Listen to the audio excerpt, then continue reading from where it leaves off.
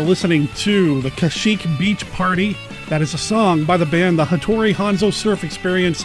It appears on their 2016 album, Meanwhile in Mallorca. And the reason I'm playing it this week is the same reason I play it once a year. It is somehow turned into the theme song for the Monster Rally Retro Awards, or the rallies as we call them around here. Here being Monster Kid Radio, the podcast devoted to the classic and sometimes not so classic genre cinema of yesteryear. I am your host, writer, producer, Derek M. Cook, and this week is a weird week, and that's because I'm re-recording the introduction to kind of explain what happened last week. So the way I produce the show is I do it in segments. I do the intros and the outro on the same time. It's usually the last thing I record. I call it my ins and outs. And then I take the various segments like Kenny or Mark, or maybe even the big piece that I record with the guests for the show, or even the mail call segment now, which has been getting a little more action lately, which I really appreciate. I edit those and produce those separately, and then in the end, I just stitch everything together, export to an MP3, create the show notes, upload, and there you go. All the segments were fine, including the ins and outs from last week, but for whatever reason, the exported file was corrupt, and I don't know what caused it. I did not check it. I have to be honest, I haven't really been checking once I upload, because the way my podcast host has been kind of doing things lately, it's a little difficult for me to do the things that I used to do. I have to change my process because they've gone from version 4 to version 5, and I really don't like version 5, but that's a whole different story. Anyway, because of that, the episode didn't go out. Now, I did release a little kind of what happened to this episode explanation audio drop thing when I realized this had happened. It was brought to my attention by somebody during the Monster Kid Movie Club Saturday movie stream, and I felt terrible, and I'm really sorry that happened. Fortunately, like I said, all the segments are fine, so you're going to get all of that this week here on the show. It inadvertently gave me a week off, and it wasn't intentional, but, you know, it was kind of nice. I was able to get caught up on a few things. My office is coming along really well. I'm really happy with a lot of stuff going on in my life right now. Things have seemed to be on an up. You know, I got a chance to go to the Bricks Cascade, the Lego convention that happened here in Portland. It was awesome to get out and do something safely, even though they lifted mask restraints or mandates. That's the word I'm looking for. On Saturday, I was still double masked, as were a lot of people there. It's nice to see a lot of people getting together but still being respectful of what's going on, and it was a good time.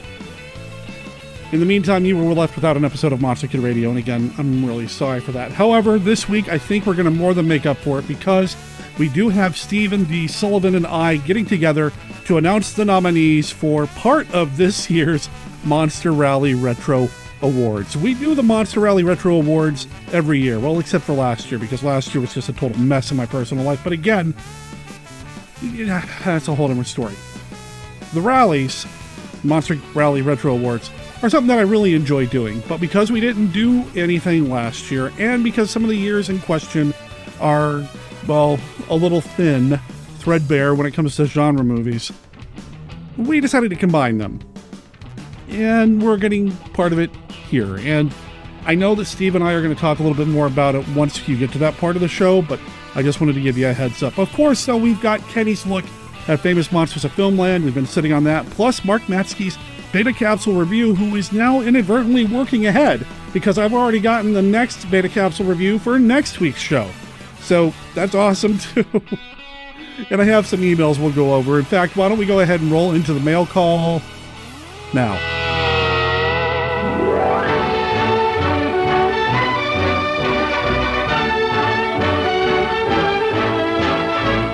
It's time. It's time?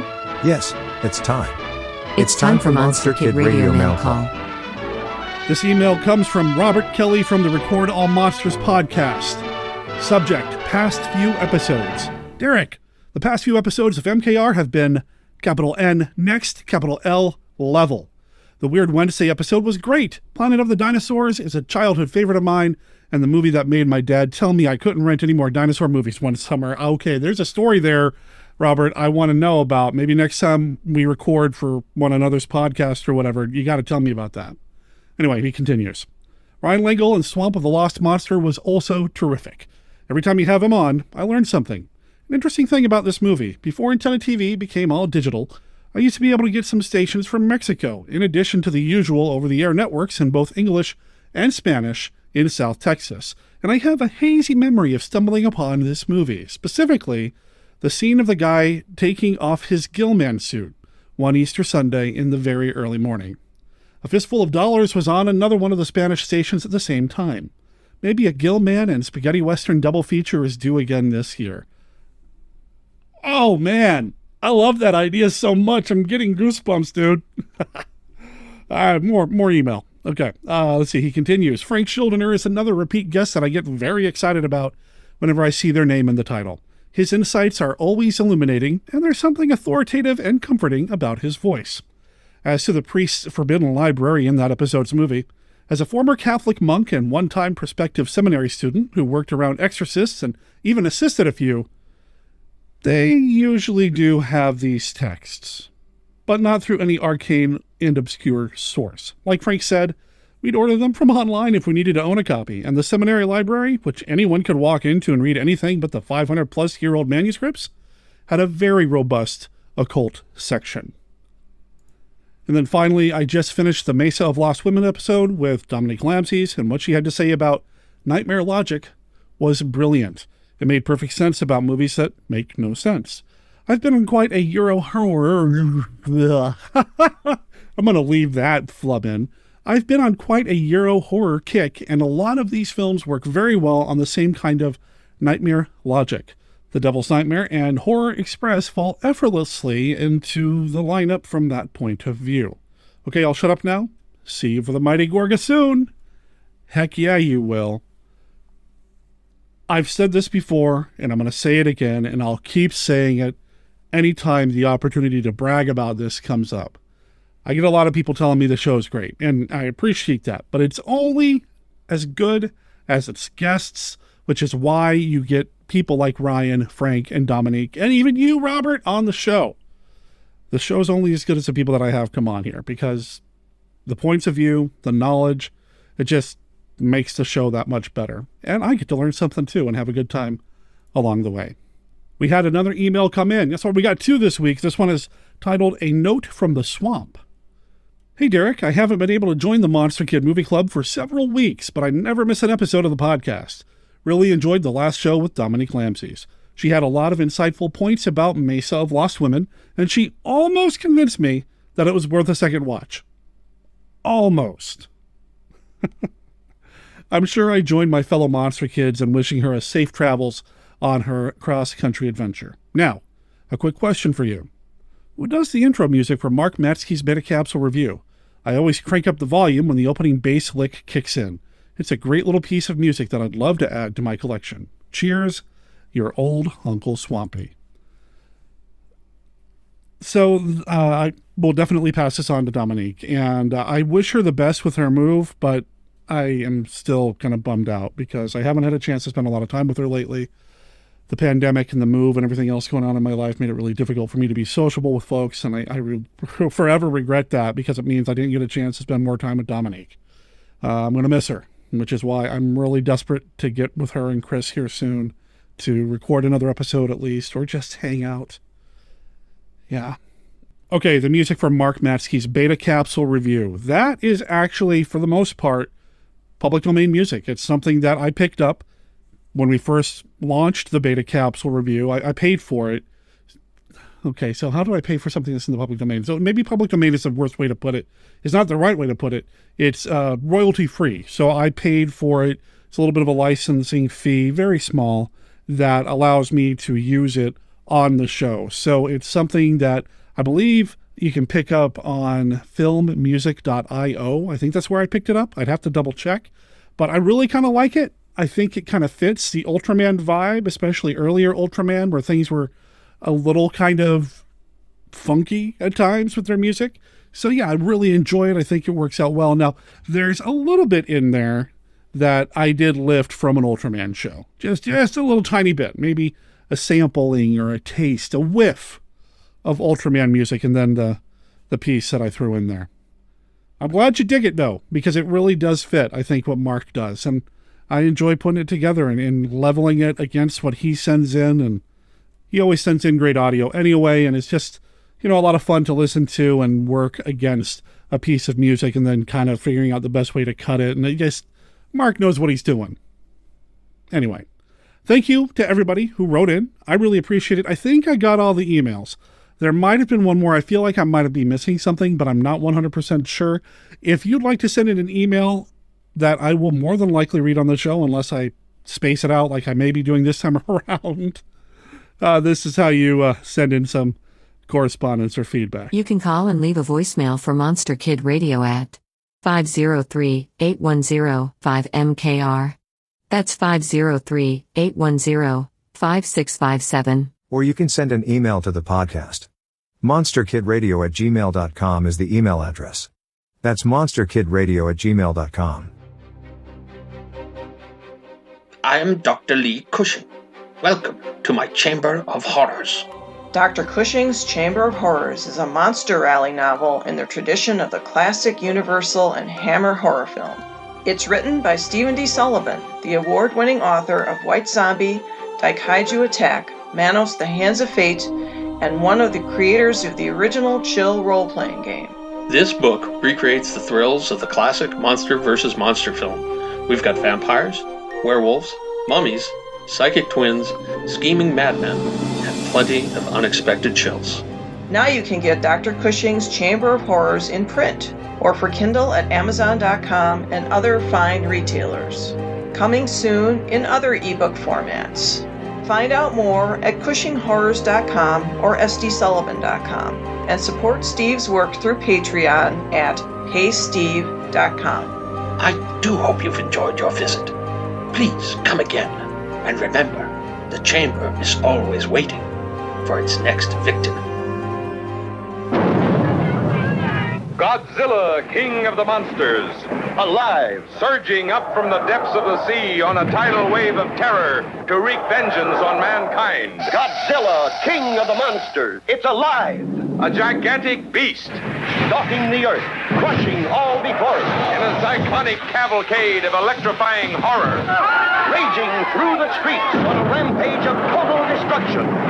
Godzilla, King of the Monsters, Incredible titan of terror. wiping out a city of 6 million in a holocaust of flame. Jet flames cannot destroy it.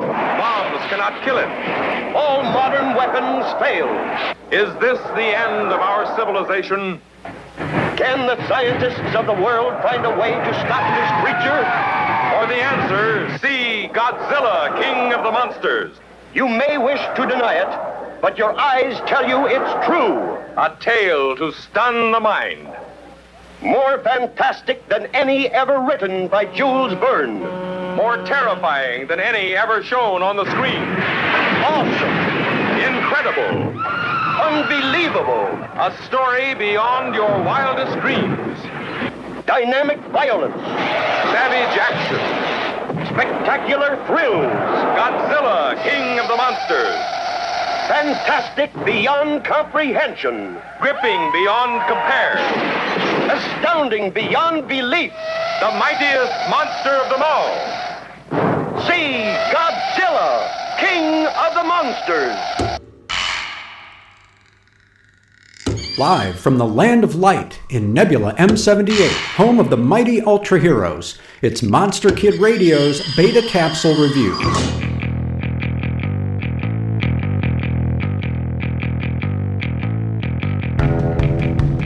Episode 8 of Ultra 7 takes viewers to the marked town of Kitagawa, and the experience is not soon to be forgotten. The story opens with a group of school children bearing witness to a stunning act of violence.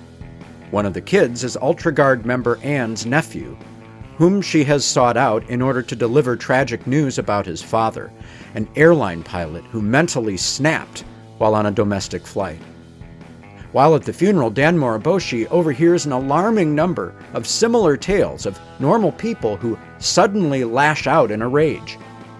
The dread only grows when the Ultra Guard intervenes in an active shooter situation and Furuhashi is wounded. During his recovery, both he and Soga smoke cigarettes laced with a substance that provokes them to homicidal behavior, and Dan traces the tainted tobacco to alien Metrone, who calmly explains his plot to eliminate humanity by turning them against each other. The Marked Town is an incredible 25 minutes of television and is nothing less than an iconic installment of Ultra 7. That's largely due to the avant-garde sensibilities of director Akio Gisagi, the man responsible for some of Ultraman's most poignant and offbeat outings, such as My Home is Earth, Present from the Sky, and The Monster Graveyard, among others. Nearly every shot here is creatively framed and lit to maximize the emotion of the scene, while sound and music heighten the drama with subtlety. In the end, though, it's the face-to-face between Metrone and Moriboshi's Ultra 7 that makes this a classic, offering trenchant commentary on human nature, opening the door for Ultra 7 to question his commitment toward the residents of Earth, and setting the stage for a brief but beautiful battle against the backdrop of a blood-red sunset. For Monster Kid Radio's Beta Capsule Review, this is Mark Matzke reporting.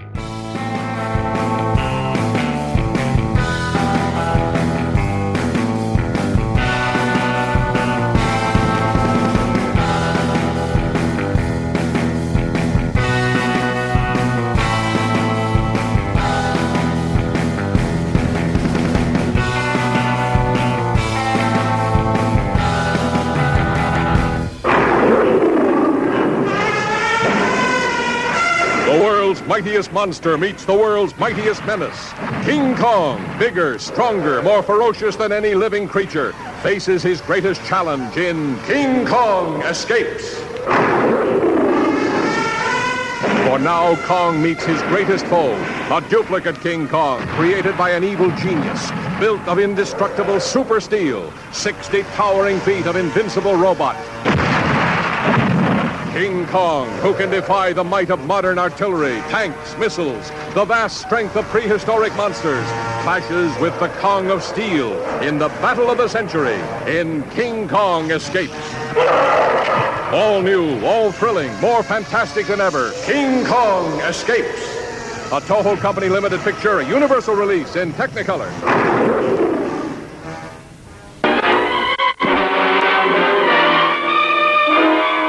Human is the fantastic motion picture record of the search for the mountain creature of Asia, whose name has become a symbol of terror and mystery. The abominable snowman. This is the claw that reaches out to kill. And this is the footprint in the snow, so astounding that scientific laboratories throughout the world are rocked by its startling impact. This is a mold taken from the footprint found outside the cabin door. By measuring the width, the length, and the depth of the print, a composite picture described the species as being 9 feet tall and weighing around 1,800 pounds. What did Tanaka say? Well, he was convinced in his mind that the hair follicle was closer to that of man than to that of any other animal known to exist. Now you can follow the relentless pursuit of the half-human monster, whose earth-rocking fury broke the torturing bonds of his civilized tormentor. Half-human, he learned the terrifying power of fire over the natives who worshipped him. Half-human, he set off an avalanche of destruction against the invaders of his mountain kingdom.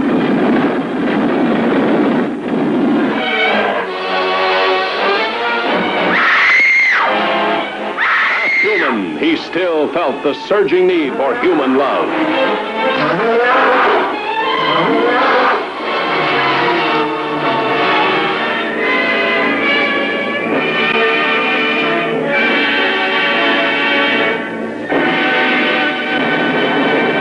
Hello there, Monster Kid Radio heads. This is Kenny with a look at Famous Monsters of Filmland. Today, in honor of the Rally Awards, we are going to hear about an award show covered by FM. A write-up of the 1976 Science Fiction, Horror, and Fantasy Hall of Fame inductions was featured in FM 135 from July of 1977. The article was written by Paul Linden, was 5 pages long, and had 6 pictures. Let's have fun with who the inductees were with a little guessing game. We'll start with the easiest. This tall inductee played in everything from cheap Euro thrillers to mega blockbusters, but we loved his blood-sucking best. And the winner is Christopher Lee, who, according to the article, was the life of the party with his funny stories and clever quips. Next up, this friend of all made colorful sci-fi and fantasy classics for MGM. And the winner is George Powell, a truly worthy inductee.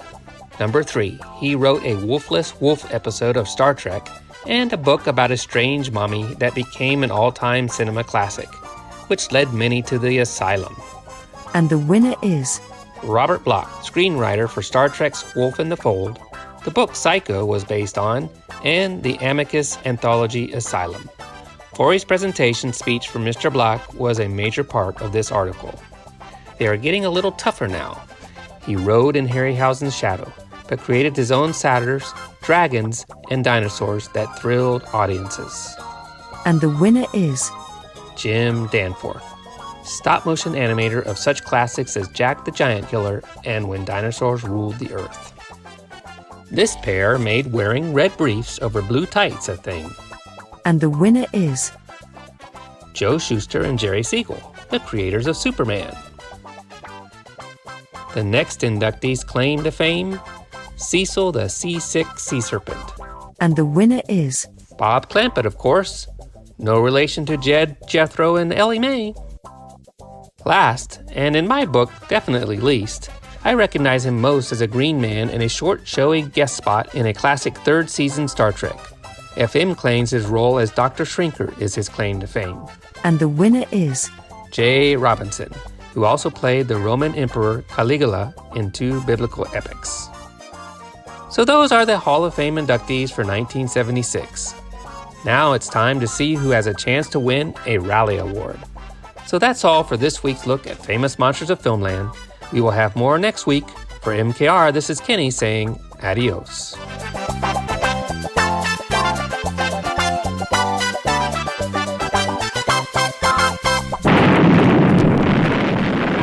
When the forces of nature erupt, the ocean floor opens up, and 5 men and 1 woman are hurtled 15 miles straight down to latitude 0. Discover the incredible space-age world of tomorrow at latitude 0. Excavator elevation. Discover the undersea metropolis, the battle of the flying submarines, the attack of the giant mutants, and discover the unbelievable human transplant, a live woman's brain into the body of a beast. Latitude 0, where man's future explodes 15 miles beneath the sea. From National General Pictures in color, rated G, general audiences. Godzilla, Ebirah, and Mothra in one of the most explosive action pictures ever to hit the screen. From the depths of the ocean comes the most terrifying horror of the deep.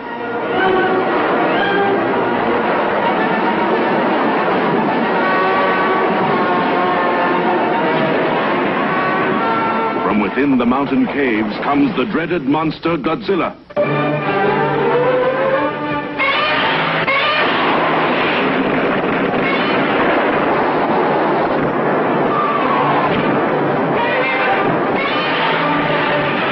See the most titanic battle ever screened when the monster of the deep challenges the mighty Godzilla.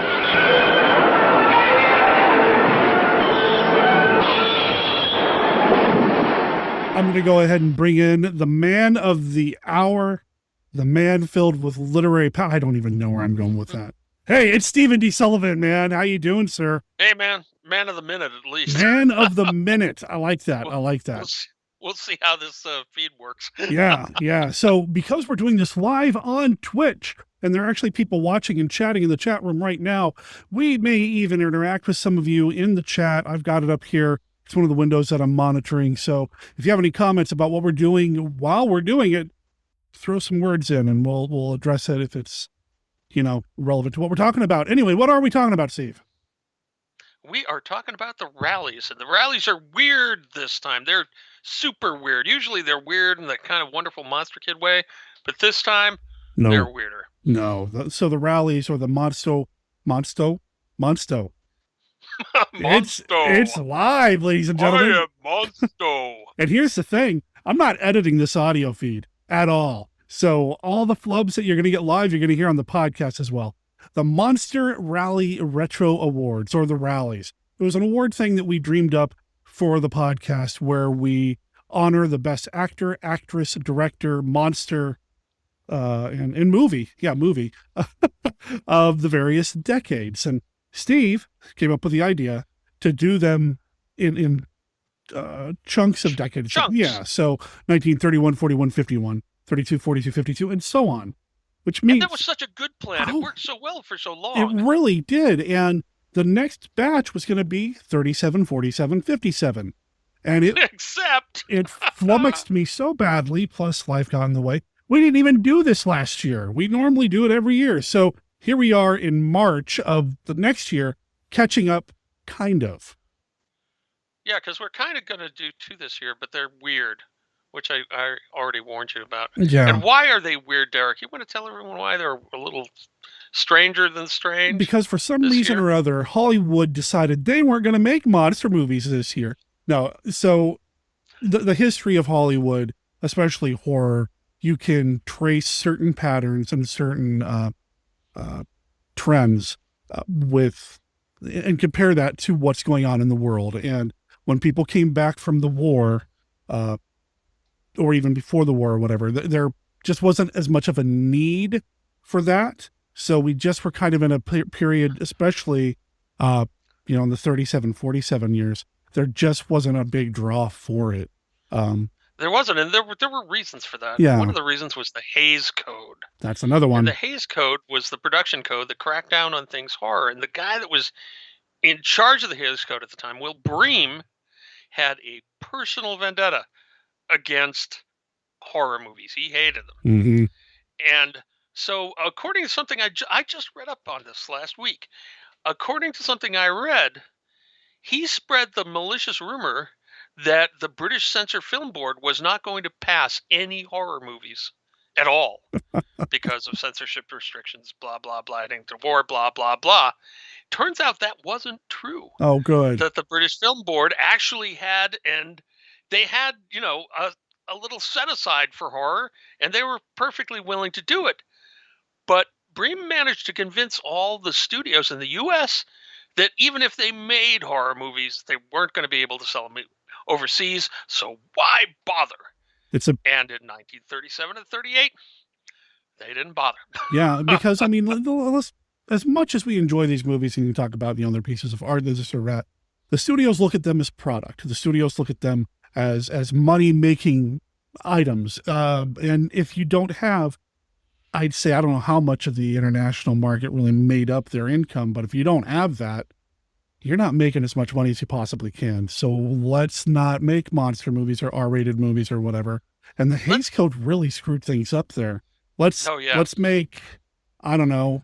Let's make romances. Romances, depending on which decade you're in. A lot of historical, a lot of war pictures, depending on what decade you're in.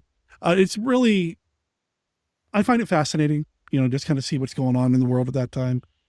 So that's what screwed up the end of the 30s. Anyway. Oh, the man. 40s was more just a general lull. People had gotten tired of it. Film noir was big. And the theory that some people have is that noir replaced horror in people's need to have existential angst and terror at the end of the 40s. So until the atomic monster craze started at the beginning of the 50s, there was a lull at the end of the 40s, too. So we've got... When Derek and I were looking at doing the years the way we usually do, we discovered that there's virtually no fantasy horror and sci-fi films in the end of the 30s or the end of the 40s. It picks up again at 39 and 49. Mm-hmm.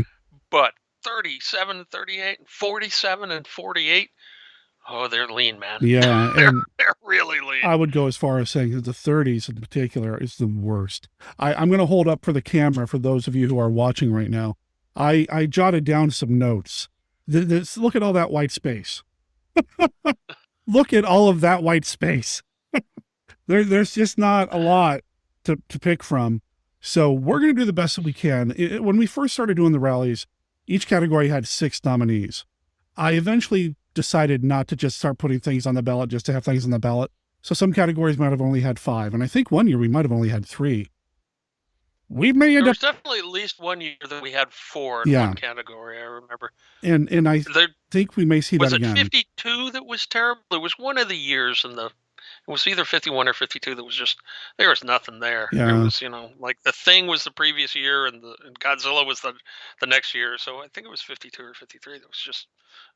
Okay, a mammoth is one of our monsters this year. So, and we're looking at that kind of a situation here again in 37 now, and 38 especially. I really hope we don't have a category where we only have 2 nominees, but I'll tell you, I have a category with only 2 nominees in my notes. So I'm hoping that between you and I and the people watching right now, we can come up with some things to fill in the blanks. Oh, that'd be awesome. Hopefully. So, that'd be awesome. Like I said, we honor the best actor, actress, monster, director, and movie. Which category would you like to start with first? Oh, geez, I don't know. It's going to probably be easiest to do the films and then the directors and try to work back to the other ones. That works for me. Yes. That works for me. The other thing that we discovered is that there were some fantasy, especially fantasy kind of movies and occasional sci-fi in 37. And they were all overseas. I have a list of 12 things here, and more than half are overseas for 37. And that some of them sound super cool. Mm-hmm. Like Skeleton on Horseback. That sounds awesome. I want to see that. I love the title. Yeah, but, I want to see it. But I've not seen it. You've not seen it. I don't know if anybody watching has seen it, so we can't say anything about it. Is it something that needs to be on the ballot? I don't know. And here's the point that I'm making with this. Every year, write-in category is an option. So if there are movies that Steve and I haven't talked about or don't put on the list, but you've seen and you're like, I can't believe you guys haven't talked about this. This is awesome. Put it in the write-in category, post about it on Facebook and Twitch or Twitch, on Twitter, wherever. And, maybe something will come in the write-ins. Yeah. And the really cool thing right now is because we're on Twitch, you can actually give them to them here and we go, oh yeah, how did we forget that or miss that? Or, wow, I want to see that more. I mean, one of the great things about Twitch is seeing the films that you haven't seen before. And just 2 weeks ago, I think it was, you did Snow Monsters and you did the reindeer film. Oh, the white reindeer. The white reindeer. Day of the Animals. Right? Yeah. Which was on our list in whatever year that came out. It may have even been 52. Mm-hmm. And we hadn't seen it. And now that I've seen it, and it's about a woman who turns into kind of a vampire white deer, man, that would definitely have made my list that year. Right, sign me up. It would have been right up there, because it was awesome. So maybe, some of these ones that we're seeing from other countries, maybe you've seen the Dubyuk. Nope. And I'm not making that up. That's a real title. It's spelled D-Y-B-B-U-K. Nope. But I haven't seen it. Oh, man. All right. Let's see. Maybe it'll appear in The Witcher later this year. It's because it's from Poland. So. Good point. Anyway. All right. So what we're going to do, right, is, as I understand it, we're going to combine 37 and 38 as one category. Correct. And 47 and 48 as one category. So we'll have, hopefully, all the usual nominations in those 2 categories, and hopefully close to 5 of each. One can hope. Well, we don't know, because Derek and I have been very, very busy. Derek's been working, and he's running the stream, and I've finished my werewolf book, and I'm working on Monster Sharks on a Nude Beach, and working myself to pieces here. Now, Steve didn't mention 57, 58, and that's because we're not going to do that this time. We're going to do this, do 57, 58 later this year. So they're going to have their own little sub year. Because I suspect there's going to be a lot of really choice movies to pick from. There should be. One can hope. I'm almost sure there is. I mean, if I just start thinking about those years. Yeah, 57 alone. Right. Yeah. And isn't Seventh Voyage of Sinbad in 57? Oh yeah, I didn't even think about that. Right around there, Yeah. we start getting into key Harryhausen stuff in those years. So there's going to be some good stuff there, and they'll each have their own nom. So it's a little strange, a little different, and the way we're doing it is different because there's a lot more input for you guys. Yes. At this. So, how do you want to do this? You want to just start talking about the movies that you've seen that you want to put on the ballot? Yeah. Why don't you talk about what you've got on the list? Okay. And then I'll join in, and then we'll see if we can add in some stuff, because these are, it is the Monster Kid Awards, and we do cover fantasy, horror, and sci-fi. Exactly. Genre. And thank heavens there's some sci-fi, because there's some odd ones in here that otherwise, might not have made the list, but maybe we'll be talking about them here because it's a thin year. So I've got 4 movies from 37-38. I failed to write down which year they belong to, but it's the same category. So I've got 4 movies here. 3 I'm pretty excited about having on the ballot. The 4th, there's a very specific reason for it, but I'll just read them off. A Night of Terror is on my list. Night Key, which is a I believe Universal film, isn't it? I think so, yeah. Yeah, it's Karloff. I'm pretty sure it's on one of my Karloff collections from Universal. The Black Doll. And the one that is on here for one very specific reason that I'll talk about when we get to it, The Octopus. The Octopus. Those are the 4 titles that I have that I'm going to be putting on the ballot. Steve, you have anything else you want to throw in there? Yeah, there's actually at least one of those I haven't seen or wasn't on my list at all, which was amazing. So you've got Night Key, and you've got Shush the Octopus, and then one I hadn't heard. And we're not. I'm going to talk about this, but we're probably not going to include it, which is sad because it would win a number of categories. Flash Gordon's Trip to Mars, the serial, is that year, and I think in the past is 1938. And I think in the past we haven't included. That's true. Serials. I'd love to include this one, not only because it's a very early serial, but it's also a great serial and a great fantasy sci-fi serial, and it's got monsters, and it's got bad guys, and it's got all that kind of stuff. So I would urge you to consider putting it on this year. So here's the thing. But yeah. Go ahead. We've got people on Twitch now that can chime in whether they think this is fair or if that's cheating. And Derek will tell you what his thought is off the top of his head too, why we should not include that. So the reason I don't want to include it, and you've brought up serials before, is because I want to do a special serial one. I want to do, like, I've already started planning it in my head, silent serials in the 60s. And I want to do a special one just for the serials because we've already skipped a handful anyway.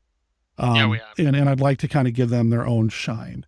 So that's why that's why lately I've been kind of like, yeah, let's not this time around. But that said, listeners, if you haven't seen that serial, go see it. That's a great one. Yeah. Yeah. It's a great, they really, it was early in the serials. It's a Universal, it's not Republic, but they really were throwing everything in the kitchen sink into it. It was like everything that they thought they could do, Flash Gordon and then Buck Rogers, which I think is the year after or 2 years after. I'd have to double check. They kind of went all out for them. So we've got, a giant dragon monster suit guy in Flash Gordon, and we've got Hawkmen with wings flying around, and we've got spaceships and ray guns and Ming, of course. Ming the Merciless. Great villain. And that's why I said if Flash Gordon was being included, there's some real standouts there that we could use. But we will get them. They will get their own shine. They'll get their own kind of spotlight. They're not being forgotten or overlooked. They're being prepared for something special. Okay. I'm going to have to take your word for that unless everyone in Twitch revolts now and says, do it.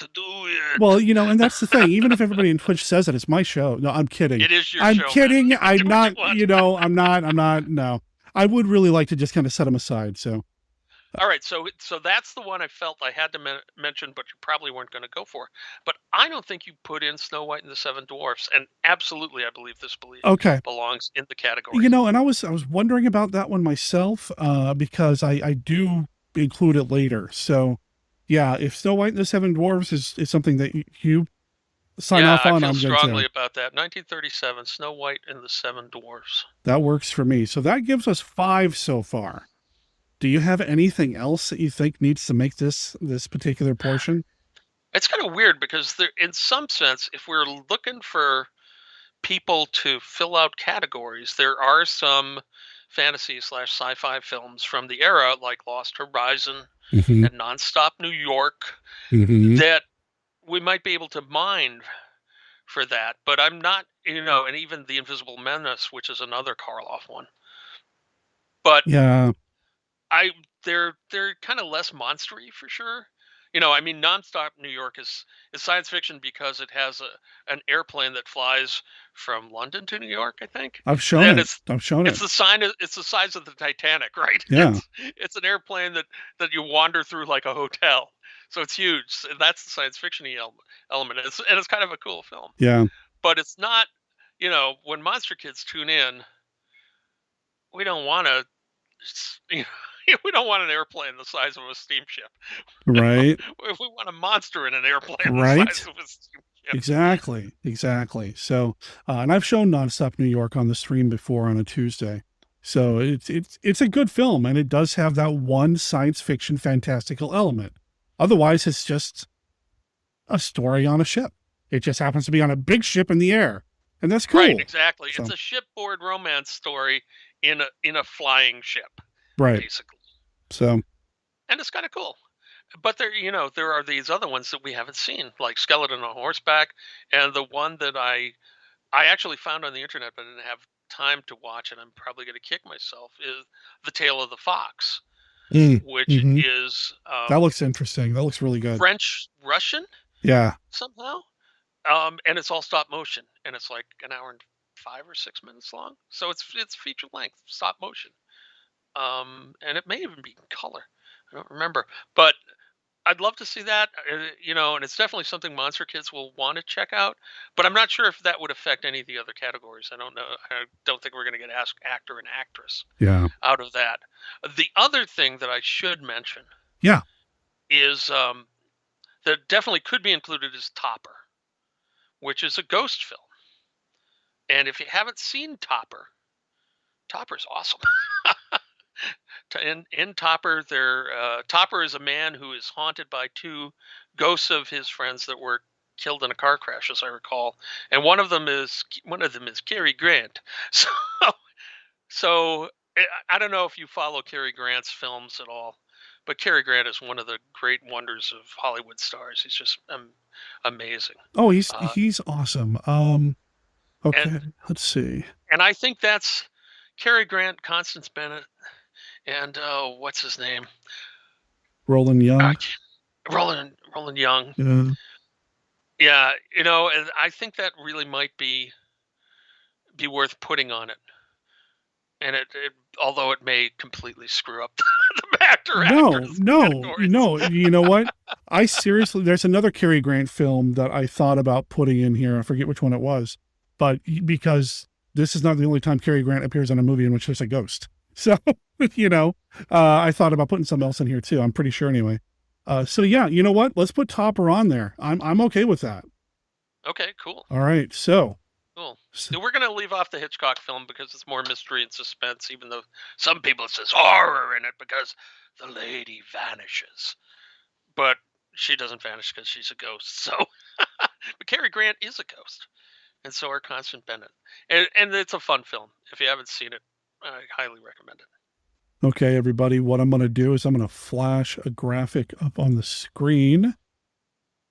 Actually, no, I'm not. I'm going to save this to the end, but I am taking copious notes so that I can come back to this later. And then I'll put a graphic on the screen then. But let's recap. For Best Movie for 1937-1938, on the ballot, we've got The Octopus, Night Key, The Black Doll, Night of Terror, Snow White and the Seven Dwarfs, and Topper. Okay, that wasn't as hard as I thought it was going to be. Yeah. Okay. Yeah, well, so far. We're one category in. Right. Well, and in my suggestion, I'm going to suggest, since we've got that, we can work the directors going backwards. If we need to. Yeah, we certainly can. So, which category you want to tackle next? Do you want to do the directors? Or do you want to... I'm cool with that. All right. All right. Well, So, on my list, I've got 3. Can I even read that in my funny light setup here? William C. McGann, who directed The Octopus. That's just fun to say. Roland V. Lee, who directed A Night of Terror, and Lloyd Corrigan, who directed Night Key. Night Key I haven't seen in a long time, but I really like it. Why am I missing A Night of Terror? I brought that to our attention, I thought, and I cannot find it on my list. Night of Terror, it's Basil Rathbone vehicle. It's really good. Oh, maybe I haven't seen that one, though. Maybe I'm confusing it with the Poltergeist one. Was that in Yep. 37, That'll 38? that'll come up too, because there's a Poltergeist one that I ended up watching that I liked. So Yeah, that had 2 titles, and I don't remember either of them Yeah. right now. Okay. So yeah, we've got those 3. Now, who else do you have that I don't have? Obviously, we could put in Norman C. MacLeod for Topper. And the question then I have, and that'll give us 4. The question I then have is whether we want to go with Walt Disney and Company for Snow White and the Seven Dwarfs. No, I had that thought. And I think that's probably fair, because in some sense, you could credit Disney for doing it, but in some sense it was a collaborative venture between him and a lot of the other people that helped him put together the sequences, even though he was coordinating it, which is basically, the thing that the director does is go through and say, I don't like this scene with the bath towels. You need to make it funnier and that kind of stuff. It's somewhat different directing than one would do on a live picture. But Snow White is so good. I think you need to actually put it in there. I think in terms of Monster Kid cred, there's some scary stuff in that movie. There is, absolutely. Go back and watch just any early Disney. There's some really scary stuff in there, and I love it. So yeah, we'll put Walt Disney and Company for Snow White and the Seven Dwarfs.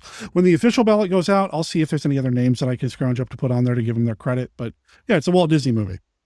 So yeah, okay, I'm cool with that. The other one that if you want to stretch out into fantasy, the other really obvious one is Lost Horizon, which was directed by Frank Capra. So I have and never it's a fantasy seen it. movie. I've never seen it. Oh, it's a great film.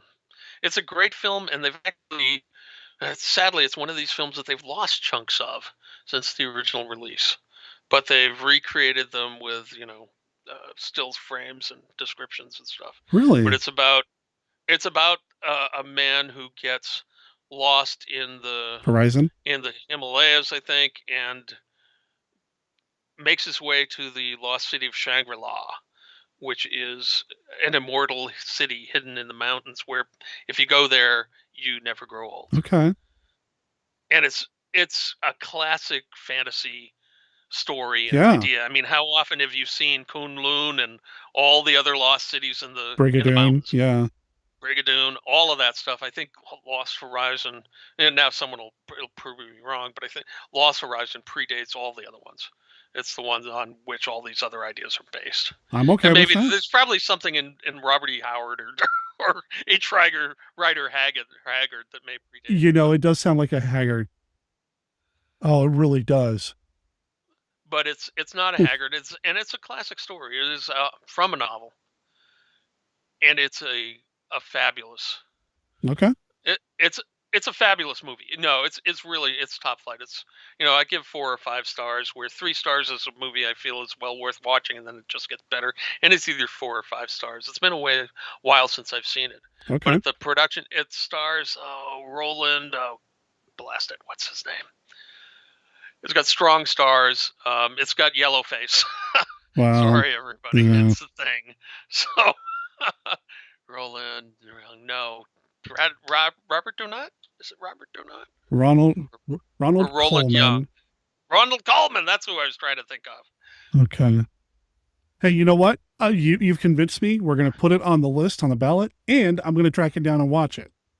Because I like it's Capra. very cool. Capra, I once dated a girl many, many moons ago who loved the movie It's a Wonderful Life, like obsessed over it, which is the Capra film. I love that film, actually. And you know, that's cool. Made buying her stuff for Christmas real easy. But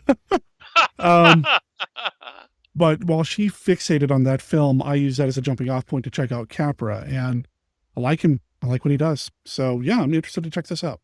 Yeah, no, it's really good. Okay, fair enough. Anything else to put on the list? For directors. Because right now we're sitting at 6.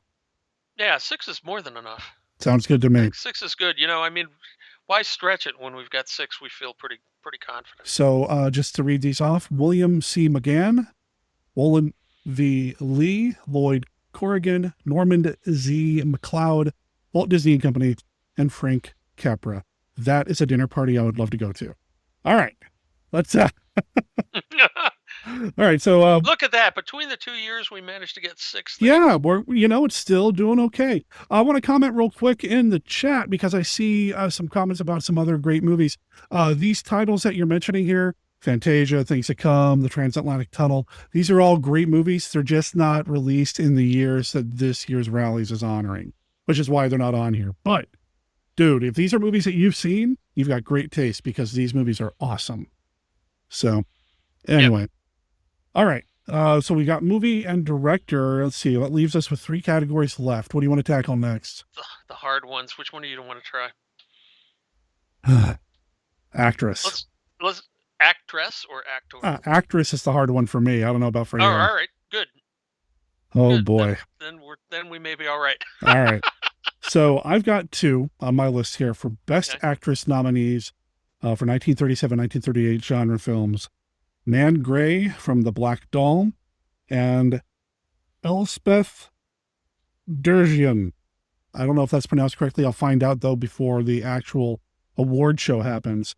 She is the character Nanny in Shh, the Octopus. She is the character who also, spoiler, plays a dual role, basically. There's a twist in the movie, and the Octopus has an amazing on-screen transformation scene where she goes from little old lady to basically a witch. Yeah. And it's done the exact same way they did the classic Jekyll and Hyde transformation. Nobody knew how it was done for years. It is super slick and super cool. And the only reason I'm mentioning the Octopus so much on the Rally nominations this year. I'd forgotten that was at the end of the Octopus. Yeah, that scene was like, I got to the end of the movie and saw that and wished I'd paid a little more attention to the whole rest of the movie because that was so cool. That scene is amazing. It's just so cool. So those are the 2 that I have. What do you have? All right, here we go. I think we need to add, these are easy because of some things we just talked about. I think we need to add Constance Bennett as Marion Kirby, one of the ghosts in Topper. Constance Bennett? Constance Bennett. Okay. 2 N's, 2 T's. All right, thank you. I think we also need to add Billy Burke. Yes, the Glint of the Good Witch, playing Mrs. Topper. She's hilarious. Okay. So that's the easy ones from those 2. And here 2 more as soon as my IMDb starts loading up. Come on, IMDb. Well, we've got 4, so that's a good start. Do this. Well, I'm going to tell you the other 2, and maybe it's loaded on your page before it loads on mine. I'm going to nominate the Snow White and the Evil Queen from Snow White and the 7 Dwarfs. Now, I had every intention of mentioning the Evil Queen for Best Monster. I think she's a fabulous actress, and even though we're only seeing her voice, I know this is a weird thing for me to suggest. I think she's a fabulous actress, even though we're only hearing her voice. Okay, because you said seeing there, and it kind of threw me off for a second. Like what? Huh? Okay. So I would recommend her for that, and unfortunately, I actually called up. That would be Lucille Laverne, who's the queen? The Evil Queen. And Adriana Caselotti as Snow White's voice. Snow White. You know what? And I'd make the same argument for both of them. I think they're so key to this film. I would agree with you. And there we've got 6. Look at that. Wow. It's like our powers combined, Steve. I know. All right. I know, this is like watching that game show we saw at Monster Bash that had the What's My Monster, and it had the panelists in there, and Joshua Kennedy was among those panelists, and suddenly he would just come up with it would be, you had so many questions and then you were cut off, and the guy won. And on the last thing, Joshua Kennedy would say, "Are you?" and then come out with whatever it was. Except for one person. Except yours, me. Right? I stumped him. You were the only one that stumped That's the panel. right. Monster of Piedras Blancas. That's the stuff right there. There you go. And that's not even a really hard one. It just managed to catch him off guard, I think. Yep. I know Chris McMillan tried to get him with green slime, which I thought was kind of cool too. Anyway. Yeah, it was a fun show. But anyway, my point is that the power of you get 3 people that are pretty good at stuff together. Mm-hmm. And suddenly it becomes much easier. So for just 2 of us, we're doing good. We are. Let's see if we can keep this luck train going with Best Actor. I've got 3. What do you got? Or why don't I just read what I have and then we'll go from there? Change the format all of a sudden, Derek. No, I'll just read mine. All right, here we go. Best Actor category. Todd Slaughter from It's Never Too Late to Mend. Now, I'm going to be completely honest. I've not seen that film. But it's Todd Slaughter, and he's amazing. Basil Rathbone from A Night of Terror. And come on, you can't have the rallies without Karloff. Boris Karloff from Night Key. Those are the 3 on my list. I'm curious to hear what Steve's got. Although he's gone dead silent, so I hope he's still alive. Darn, I thought I'd unmuted myself after I took a drink. He's still there, folks. I'm still here. I'm still alive. I haven't worked myself to death yet. Hopefully not for many years to come. Yeah. This is the really easy slam dunk one right off the top is Cary Grant. Yeah, we're gonna add Cary Grant for sure. You know, you might consider Roland Young, but I definitely think you need to put Ronald Colman from Lost Horizon on there. I trust you on this one. Yeah, and then I'm okay. This is a great performance, but it's in yellowface. So Sam Jaffe, the great Sam Jaffe. Oh man, yeah. Who often played ethnic parts, played the High Lama in Lost Horizon. He's fabulous. He's not in the film huge amounts, but he's great. Have you ever seen Sam Jaffe in a role he's not great? No, I mean, he's fantastic. Yeah. Right. He is the High Lama in Lost Horizon. So he probably belongs there, but it's a yellow face role. So that becomes a tough call. Okay. And the silence fell over Monster Kid Radio. Well, I'm trying something here. I'm starting a poll. Should we include Sam Jaffe? So it is running right now. We'll circle back to it once. All right. Yeah. I've cast my vote. Okay.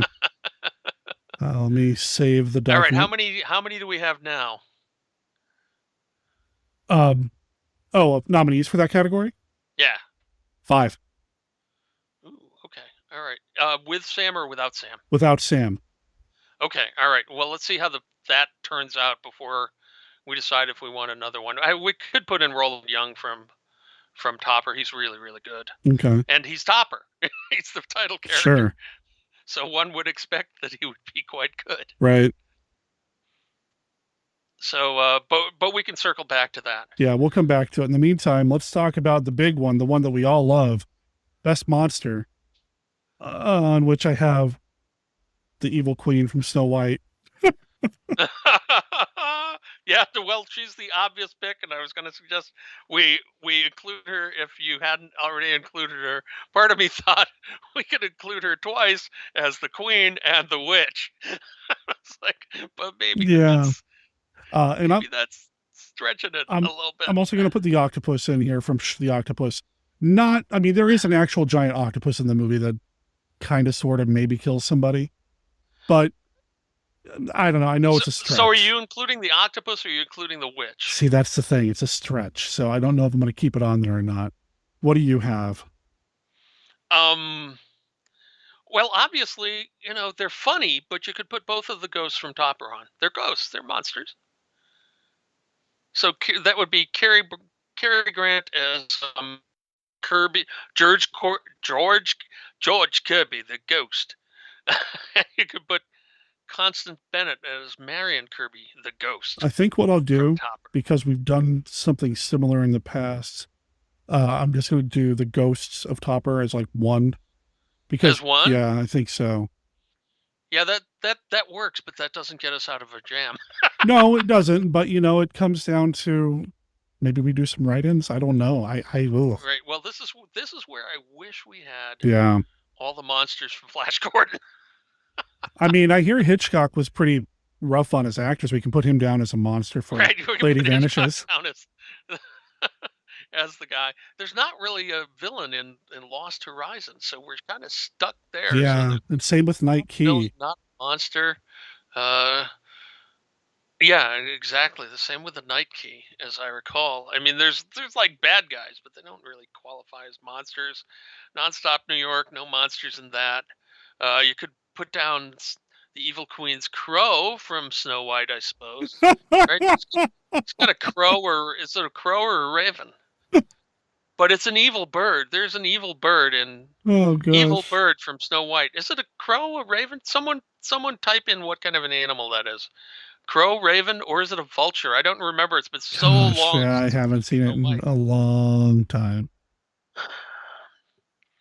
So maybe anyone in the chat room have a great idea for that?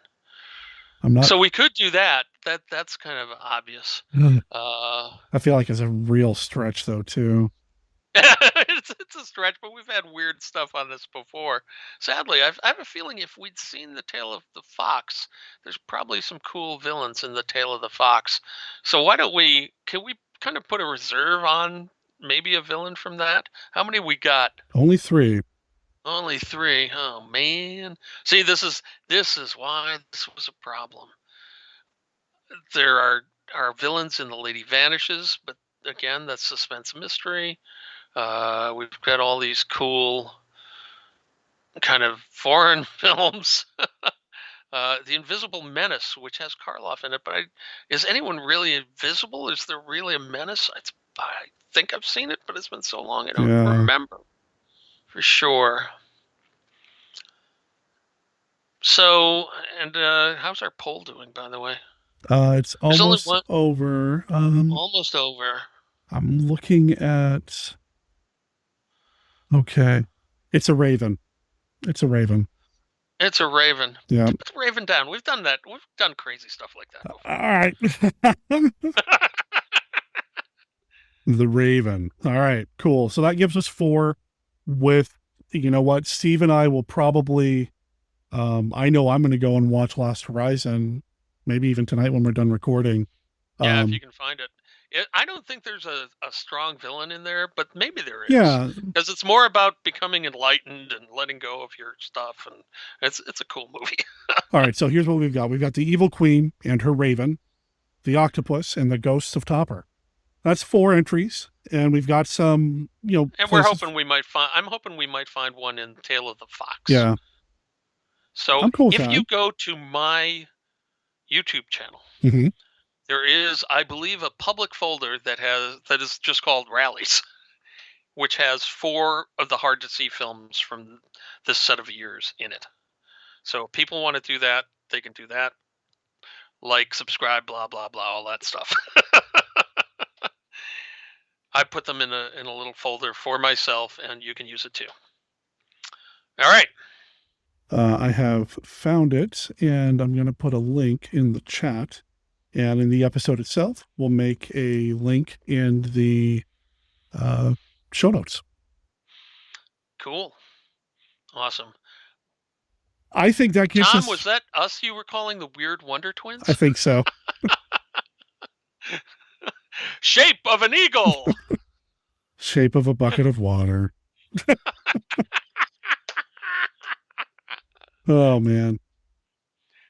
All right. Well, I mean that. Wow, did we just finish 37 and 38? Look at this. Look at us. Did we get that alive? We survived it. All right. Okay. All right. I'm feeling good. Let's keep this going, man. Or do we need to take a break? No, we're going to take the same tack with 47 and 48 now. Yes, we are. Let me go back to my page. A lot less white space on this one because I have some picks. And I think there's a big one. A lot of the ones I have marked are serials. Well, there's a big movie that came out in 48. Yeah, there's a big movie that categories in 48. So, yeah, you want to just do it in the same order we did? We start with the movie? Yeah, let's start with the movies and work, then the directors and work into the actors and the monsters. So here's what I've got. I've got Things Happen at Night. Now, this is a British film based on a story or a novel called The Poltergeist. I found it quite charming. I watched it the other day, and it's a comedy. I liked it. And Me too. It doesn't get Scooby-Doo. It's great. Yeah, no, it's an actual poltergeist. Yeah. In the film about a poltergeist. I dug it too, so absolutely put it in there, babe. I've got a movie called Portrait of Jenny. Have you seen this? I have seen Portrait of Jenny. It's been a long time, but it's kind of a wonderfully creepy fantasy movie. And I really like it. And then the other one that I have on here is the big one. Abbott and Costello Meet Frankenstein. I mean, come on. Right, yeah, no. Really? You put that on there? Why? I don't know. I like Abbott and Costello. Oh, man. No, we got it. Oh, man, it's so good. 47 and 48 is that there are a lot of fantasy films. Yeah. A lot of fantasy films, and some of them are really good. Yeah. But they may not be what we usually go for.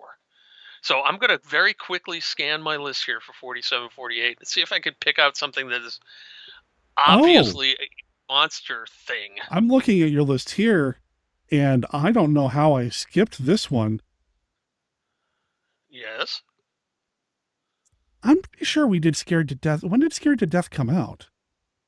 I found it on a list for this.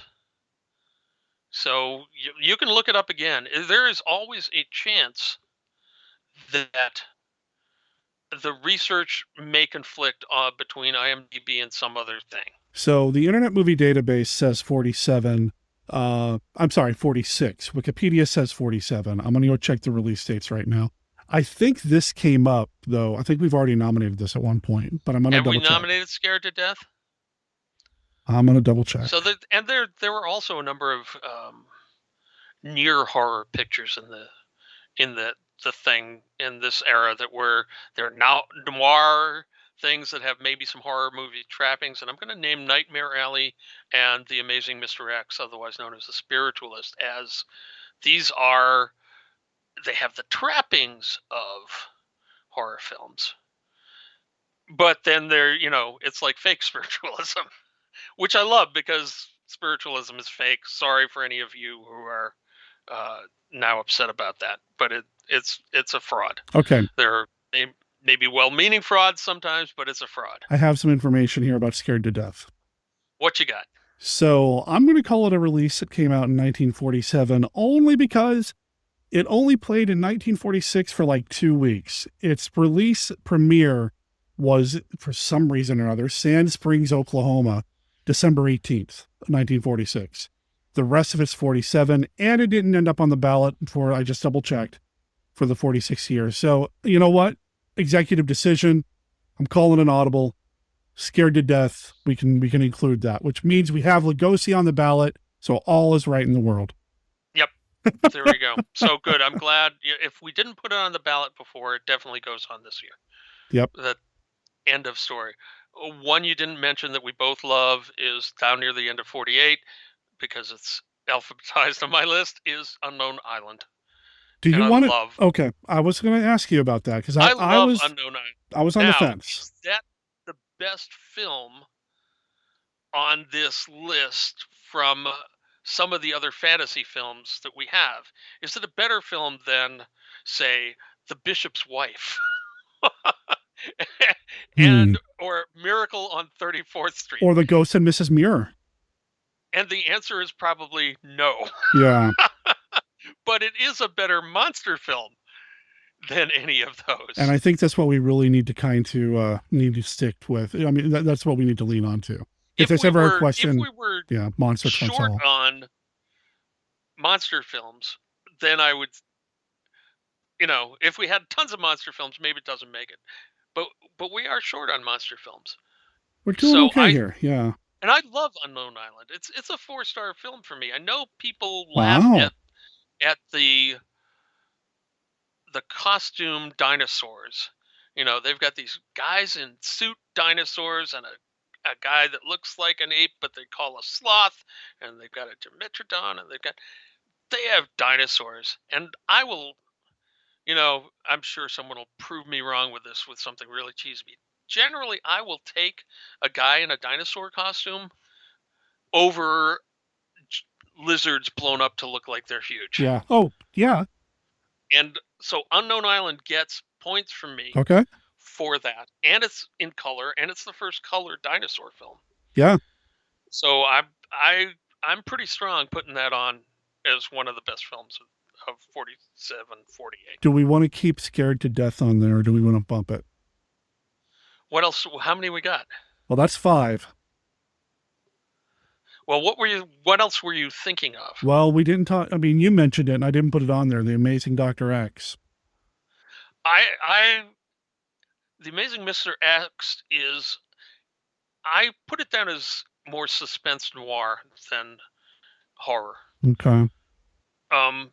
Does it have real psychic powers and stuff in it? I don't think it does. So generally, under my Scooby-Doo rule. Yeah. Well, what about the Creeper? Thrown out. No, that's the other one. The other one that's I haven't finished watching yet, but definitely has horror and monster overtones, is The Creeper. And that's a film I hadn't even heard of until we started looking at this. This is not the Rondo Hatton Creeper. No, this is something else. It's a story about a woman who's afraid of cats and sees the cat stalking her as a monster that has a hand that looks like something out of the Henson workshop. And so that's pretty cool. Is it a great film? If it's a tough call then. Because we also have, at least on my list, we also have Dick Tracy Meets Gruesome. And that's a Karloff film. And it's a Dick Tracy film. And is Gruesome a monster? It's Karloff. I didn't even consider that. Oh, man. That's a tough call, right? Right. All right. Well, let's let that one kind of simmer while I go back and check the poll results. Oh, I was just wondering about that. How'd the polls go? Okay. 78% of the votes says yes. Includes Sam Jaffe. So, all right. So he'll end up on that particular ballot. He's on the list, Jaffe fans. And those of you that don't like him, don't think he should be there, you vote for someone else. Yeah, pretty much. Pretty much. There were a couple of people that were against it, but yeah, and I can understand that. Yeah. It's hard when you run up against changing standards like that, where something is so different from maybe what we do now. But at least this character's respectful portrayal of an Asian character. It's not yes, it's a cliche in some ways. It's, the Asian High Lama who's above everyone else. I mean, is there a right way to do that? Not really, but there are better ways to do it. That I don't even want to defend it. Never. I'm about to step into something I can't. Never mind. I will, and I would even do this with the film that you reviewed recently, that you can't put modern standards onto past films and make that your whole reason for disliking something. Right. Whether it's people, blackface is really hard to take for me, for certain. Yellowface, somewhat less so, depending upon the circumstances and stuff. Sometimes it's hideous, and sometimes it's not so hideous. Sometimes it's just, they wanted that character, that actor in that part. Yeah, sometimes it's the Batman serial, sometimes it's Christopher Lee as Fu Manchu. It's, so yeah. Right, yeah, and the Batman serial, that one's hard to take, even though it's a great actor. It's what's his name from House of Frankenstein? Yeah. Why am I blanking on his name? I don't even know. Is he? Well, he's the great character actor who was his last film was Dracula versus Frankenstein. Why? Someone tell me his name. J. Carrol Naish. J. Carrol Naish. Right. I was getting Carol, and I'm like, no, it's not Leo J. Carroll. He was over a barrel when Tarantula took the Oh, and there's Scott Pliskin just commented. Yeah, I left a note about J. Carrol Naish. Also, he makes a good point. As gruesome is, he really is just a gangster. So I don't. Isn't he a gangster in horror makeup though? Because Dick Tracy was full of people, and all of Dick Tracy's foes are like freakishly strange looking. I know. That was one of the hallmarks of Dick Tracy. Anyway, if that's a reason not to put it on the list, that's fine too. Karloff might sneak back in as the gangster later. We'll see how many nominations we have. So if we're going for just pure great fantasy films, we mentioned 3 if we want to put them on the list. The Bishop's Wife is a terrific film, very touching. Cary Grant is an angel who comes down to earth to help David Niven's bishop, who is kind of a stick in the mud and maybe ends up falling for the bishop's wife. It's wonderful. Ghost and Mrs. Muir. That's a classic story. It was a TV show when I was a little kid. Miracle on 34th Street. This is the good one, right? Isn't it? Yes. It's the original one. Not that any of them are really terrible, but the original one is a classic and is brilliant. And it's a fantasy because he's Saint Nick. Anyway, we could put any of those on. What do we got on it right now? I can't believe we've been talking about for just Best Picture this whole time. I've got 5 on here, which, I'm comfortable leaving with just the 5. Okay. All right. Let's do that then. Let me save this document, and we're going to dive into... Oh, wait. Yes. I forgot to mention The Monkey's Paw. It's short. Does it deserve to be on the list? 1948. I think, is that the one I showed on the stream? That's the famous one. What? Did I show that on the stream at one point? Maybe. Not sure. Where is the Monkey's Paw? I don't even see Monkey's Paw on your list. It's in 1948 under... Oh, yeah. Go to 48, Derek. I see it. Yeah, I think that's the one. I think that's the one we saw at Monster Bash 2 years ago. Oh, maybe that's it. I think. Let me take a look at it. It's an hour and 4 minutes long. Oh, okay. So this is a little quirk with me, and it's not just regarding the rallies, but just in general. When I worked at Blockbuster Video many, many moons ago, you see, kids, there used to be a place you could go. I have a and feeling look at movies on the wall. I have a feeling that the audience for this already knows what Blockbuster Video was, and most of them were there at one point. But back then, the rule was if it's an hour or more, it's a feature. And that, for whatever reason, stuck in my head. So the Monkey's Paw. That's the way it used to work in the theaters too. Which is why you get so many films that are 61 minutes long. Mm-hmm. I'm cool with putting the Monkey's Paw on here. It's a good one. No, it's good. All right, done. All right, let's move on to, what do you want to do? Director next? Yeah, that's probably easiest. I think this is again one of these where the fantasy films I think may intrude. So what I've got on my list are Charles Barton and Walter Lantz for Abbott and Costello Meet Frankenstein, Joseph L. Mankiewicz for Ghost of Mrs. Muir, and Gene Yarbrough from The Creeper. Oh, cool. All right. Let's see. And did we end up putting The Creeper on or not? I forget. I don't think we did, but I think it's okay if we mix it up a little bit. Yeah. No, it's kind of a film noir thing, and it's pretty good. Let Let me look at these guys here and rule out the serials. There were a lot of serials. Oh, we didn't talk about Lured with Boris Karloff in either, which has Lucille Ball as well. I don't know if you've seen that. I have not. It's pretty good. Karloff is not in it as much as I'd hoped because he's not the main villain. But he is in a very creepy part in the middle of it. And Lucille Ball is, she plays a woman who is recruited by the police department to become a detective. Okay. If you can imagine it. So it's not a funny part for Lucy. All right. So you've got those 3. Did you have 2 or 3? I have 3. I would think you would probably have to put on George Seaton for Miracle on 34th Street, unless you want to say he wasn't really Santa Claus, in which case it doesn't qualify. I'm okay with it. I mean, we've included. What was I about to say? I have no idea what I was about to say. I don't either. We're 2,000 miles apart. I can't read your mind that far away. Okay, yeah. Despite what it may seem. George Seaton is on the list. Mm-hmm. Yeah, because I he's really, that's a really well directed film. And that's 4. And let me see here. Do you want to put in William Deedley for Portrait of Jenny?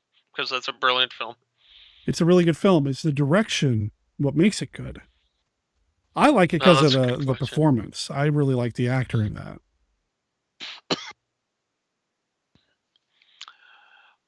Henry, have you seen The Bishop's Wife? I have not. I really like it. Yeah? And the direction, I think, is a big part of it. It's hard to judge on a Cary Grant film because you put Cary Grant in anything, it's almost always good. Cary Grant is for regular movie fans like Boris Karloff is for us. Put him in anything, and chances are it's going to be good. Okay. Well, so I would put Henry Koster down for that, even though that we're loading up that category with fantasy film directors. But I'm okay with that. So we've got 5 so far, and I do want to come in here real quick. So, Daughter of Darkness was just brought up in the chat. Daughter of Darkness is a British film, came out in 1948. I have not seen it. So I don't know anything about it. The title? I have not either. Yeah, the title sounds creepy, and it does turn up on best of horror lists. But I don't know. I have this feeling I may have researched that and decided it wasn't actually a horror film. Yeah, I don't know either. So, but I do want to acknowledge that somebody brought it up. Now, it's got Honor Blackman.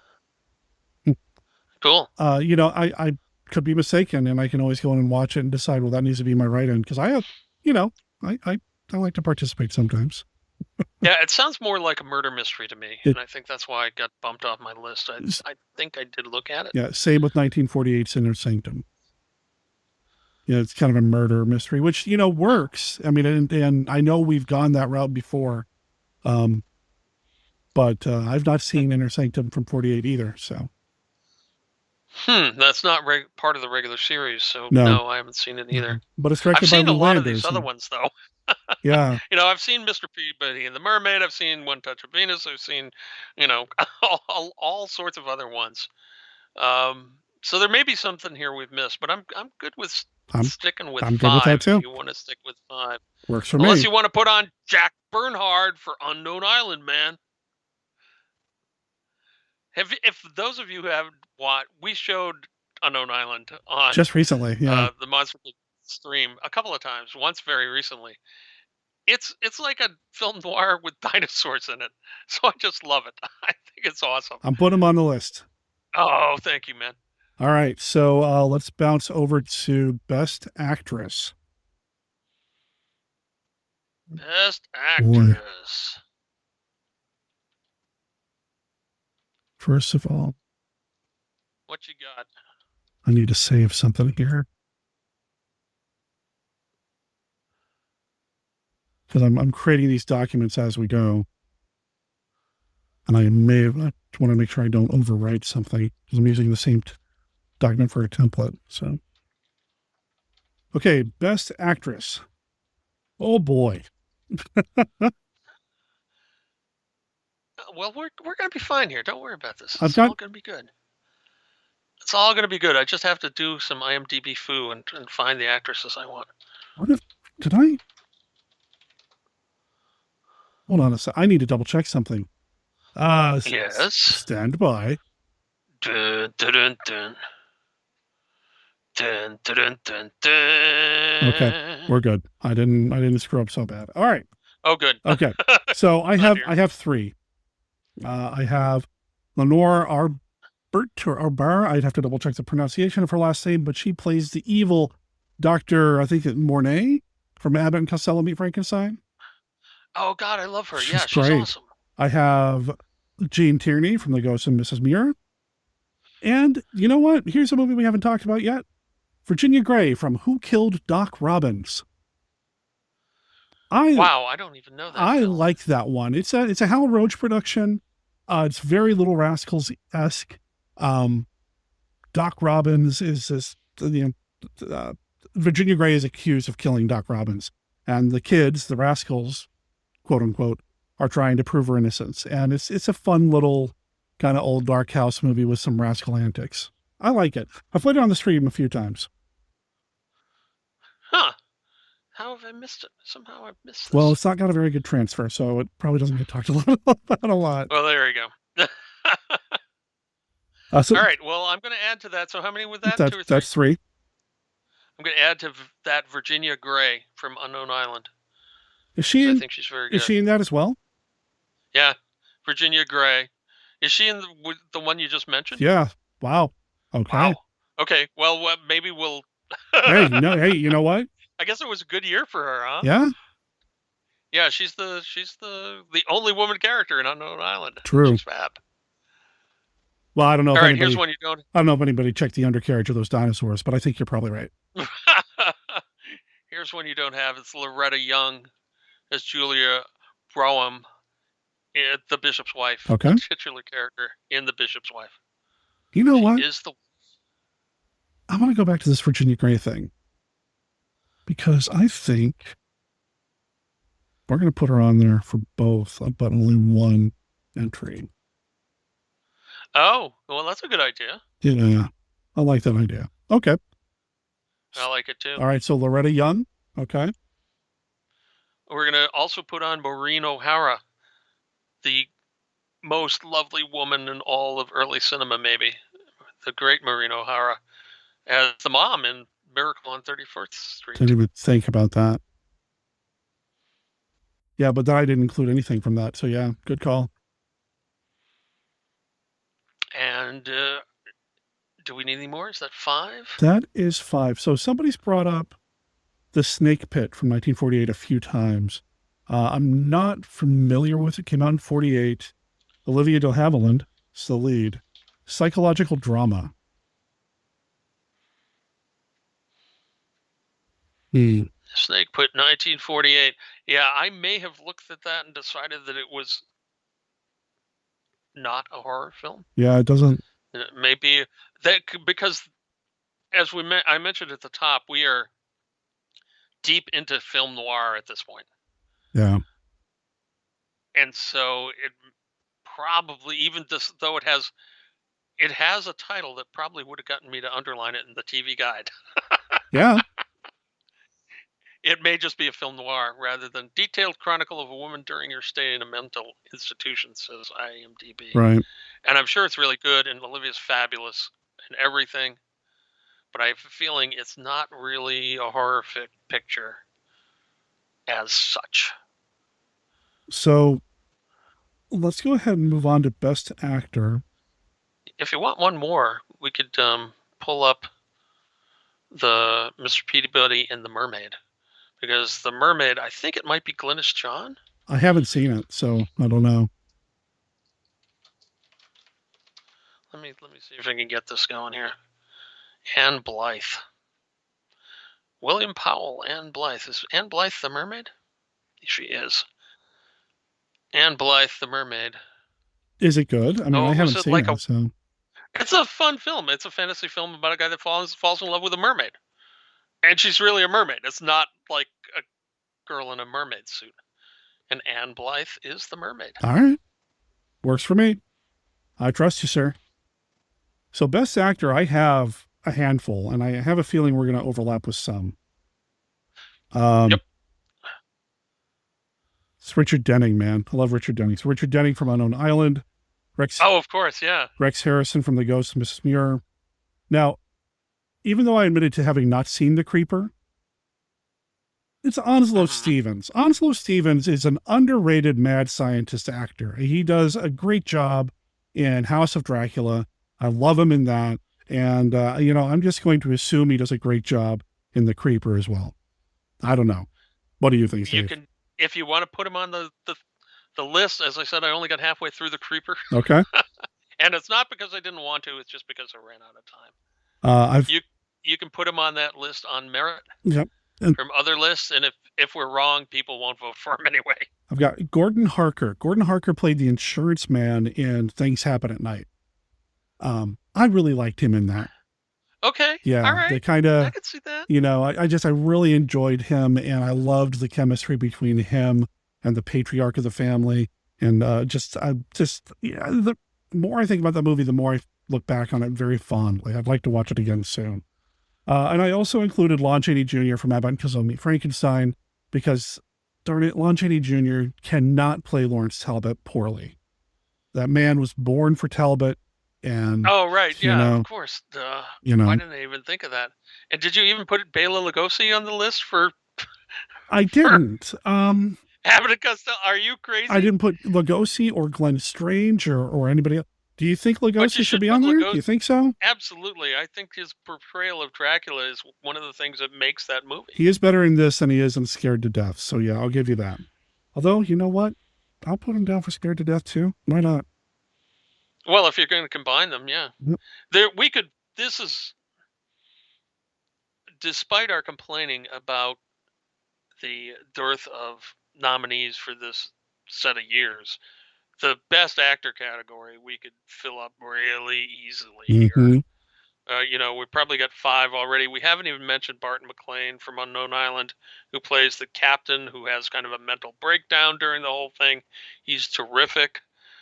We have in Miracle on 34th Street, we have Edmund Gwynn, who plays Santa Claus, Kris Kringle. In The Bishop's Wife, we have Cary Grant again, and David Niven as the bishop. They're both fabulous. So we're running into where we have too many, which is great. But how do we narrow it down? Yeah. Well, I think as much as I like the fantasy films, I think we have to shade more toward the monster films. I mean, it's Monster Kid Radio, so yeah, I think it is Monster Kid Radio. I think so. So, we'd have to, if we've got Richard Denning and Barton McLean from Unknown Island, and who are the other ones? Bela Lugosi and Lon Chaney from so Chaney, Lugosi. I put Rex Harrison from Ghost of Mrs. Muir. Onslow Stevens and Richard Denning, and you wanted the other guy from Unknown Island as well? I would put Barton McLean in. Yeah, okay. I mean, he's the guy that played the sweetheart in Torchy too, but I think if you remember, he's really... Oh, he's awesome. He's kind of scummy and unhinged and occasionally noble and stuff. He probably has more breadth to his part than anyone else in that film. No, I really like Barton McLean, so that... Yeah, no, he's a great actor. Great actor, very, just a character actor generally, so you're not going to see him in a lot of lead roles. And boy, if I had to pick one person from these other fantasy films, I don't even know. It's like, if we needed one more, we didn't even talk about William Powell as Mr. Peabody and Mr. Peabody and the Mermaid. Again, he's a guy that didn't make bad movies. Right. I would probably go with Edmund Gwenn as Kris Kringle, just because he made me believe. You know what? We're going to have a rare instance of 7 people on the ballot. We could. This would be really weird. We could split the ballot between Oh, God. fantasy and monsters. We could have a best fantasy actor, best monster. It seems like a lot of work. Oh. Well, no, it'd just be one category. And that way we could have 2 categories of 5, maybe. And rather than one of... I don't. Just thinking. Yeah, I'm gonna veto that. Oh, come on. Nah, I'm gonna veto it, man. But we are gonna have 7 nominees. We're gonna have 7 nominees. You don't want to do a poll there. I'm positive on this one. All right, let's move on. Let's move on. Okay. Well, that puts us to the end. That puts us to the big bad, the monster. 1948. Wow, we've actually got this far and didn't bang our heads out against the wall. This is great. I'm really liking the way this is coming together. Every year, the ballot comes together in a different way, and so far, this has been really cool. Yeah, it's been a lot I've of really fun enjoyed doing it. I knew we were going to kind of do a lot of improv in some sense, putting the ballot together here. But you managed to pull enough stuff together that between what you'd written down and what I wanted there and didn't have time to write down, it's really... Yeah. Well, the listeners will be the judge. But I think it's turned out really well. Well, this is a hard category in the fact that you obviously have to put on the Wolfman from Abbott and Costello meets Frankenstein, and you obviously have to put on Dracula from Abbott and Costello meets Frankenstein. Glenn Strange actually gets to talk as the Frankenstein monster, so if you want to put him on there, I probably couldn't argue with that either. And we can't do this with you, Steve, without giving the dinosaurs from Unknown Island a nod. We got to put them on right, here. yeah. So absolutely. And then the question becomes, do you want to put in the giant sloth/ape from there too? Oh, I forgot about I didn't even think about that. So you could put the dinosaurs, or you could call them all the creatures of the Unknown Island if you want to lump them all together, because they're really awesome. Okay, all right, I'm cool with and that. And they're guys in suits. Yeah, you could, or you could split them up if you want. But I think we're going to have plenty of things, creatures, people. Yeah. In this category for the best monster. I don't think Cary Grant qualifies as the best monster. No, I think as an angel. I think we're probably not going to. Or Chris Kringle, so we don't have to worry about them.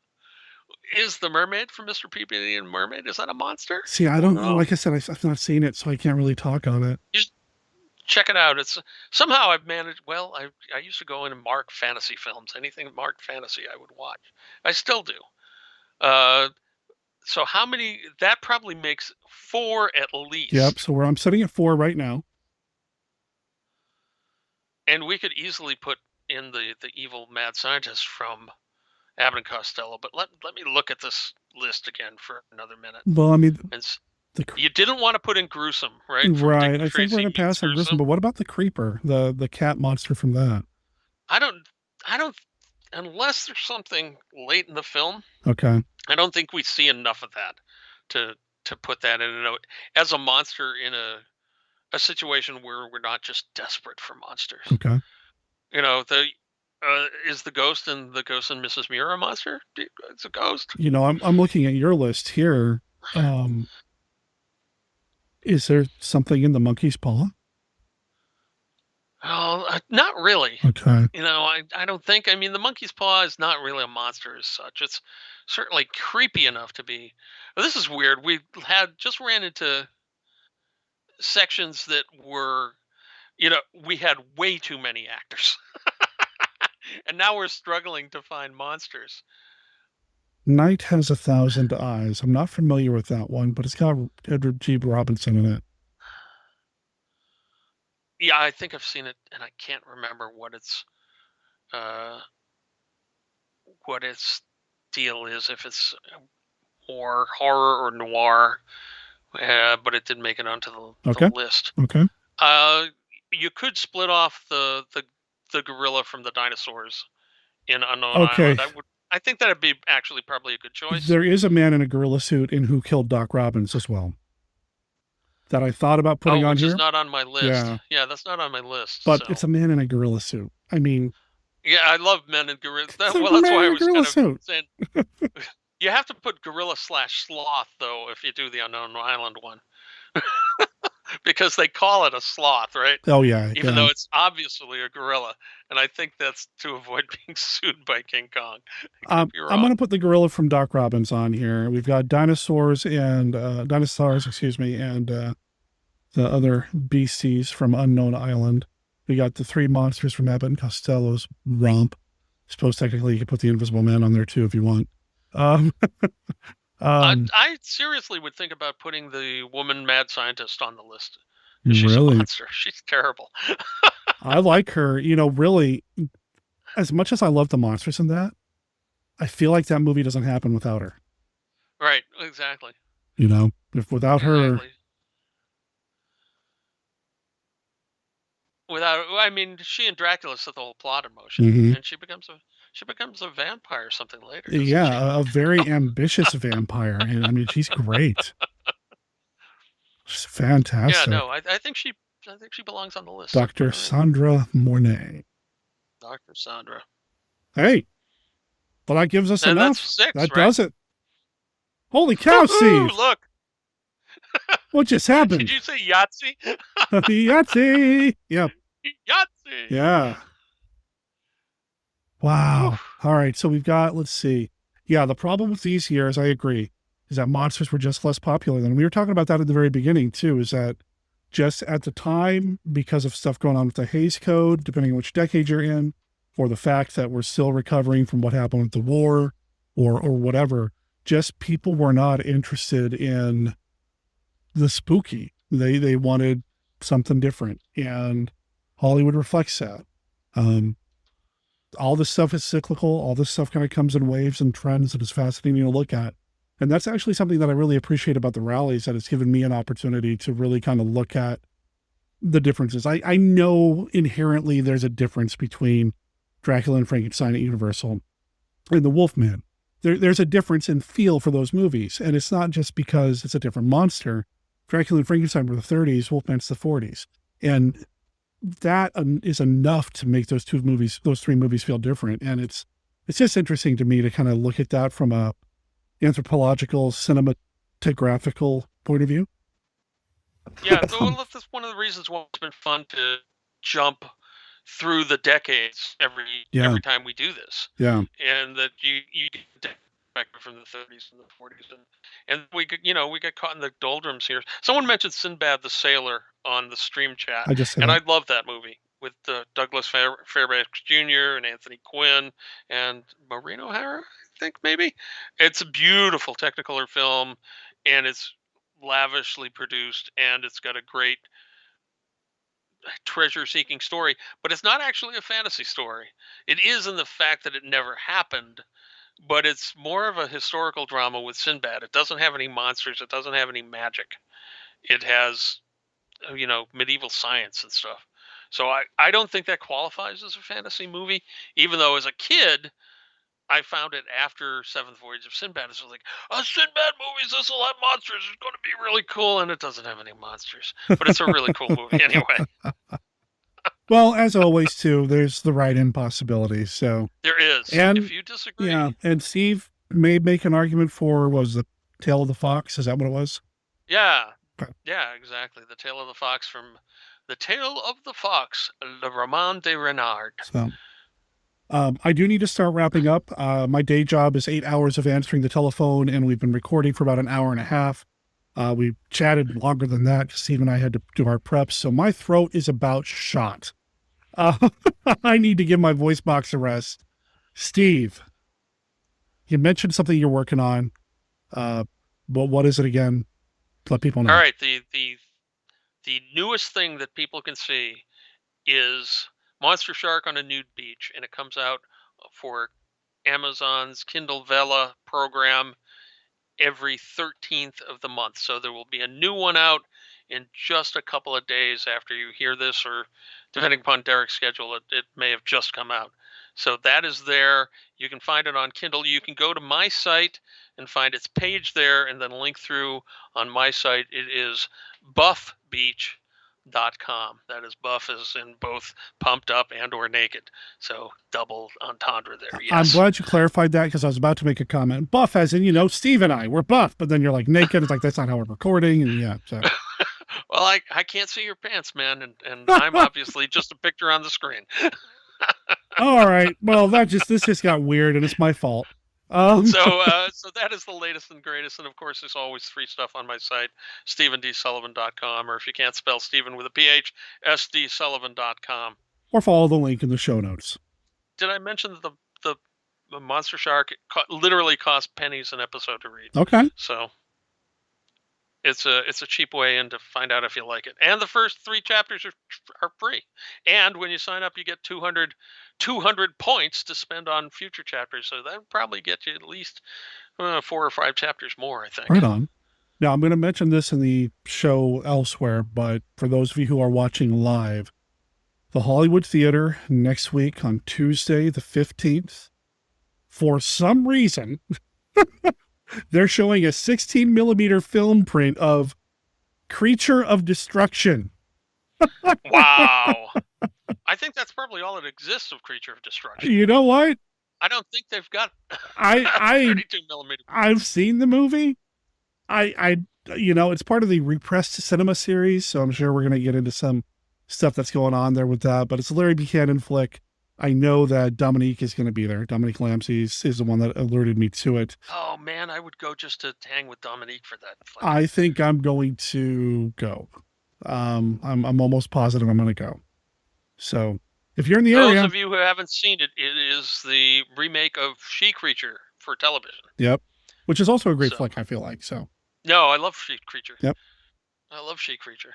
Creatures of Destruction is, well, it's the same monster costume that Buchanan used in like 3 other pictures. But okay, we won't hold that against him too much. And it's got Les Tremayne.